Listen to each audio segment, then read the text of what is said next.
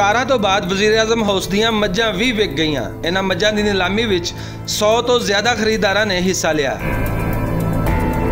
1 ਘੰਟਾ ਬੋਲੀ ਜਾਰੀ रही ਤੇ ਖਾਲਸ ਨੀਲੀ ਰਾਵੀ ਨਸਲ ਦੀਆਂ 3 ਮੱਝਾਂ 4 ਕੱਟੀਆਂ ਤੇ 1 ਕੱਟਾ 23 ਲੱਖ ਰੁਪਏ ਵਿੱਚ ਵਿਕ ਗਿਆ।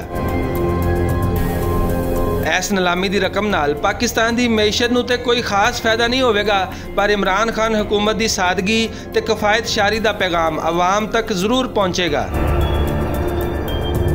ये वही मझां सन जिहड़ियां साबक हुक्मरानां नूं दुध दिंदियां सन, पर हुकूमत नूं पता होना चाहिए है कि अजे भी कई ऐसियां मझां कट्टियां ते कट्टे खुले फिर रहे हैं जिहड़े किकबैक्स या कमीशन की शक्ल में साबक हुक्मरानां नूं दुध देंदे रहे हैं। आवाम इंतजार विच है कि उन्हां मझां ते कट्टियां दी वारी कदों आएगी ते कदों मुल्की दौलत नूं दोवां हत्थां नाल लुट्टण वालियां दी बोली लगेगी। उस बोली तो हासिल होने वाली रकम नाल ना सिर्फ पाकिस्तानी मैशत का नुकसान पूरा हो सकेगा, बल्कि साडियां अगलियां नस्लां दा मुस्तकबिल भी संवर सकेगा।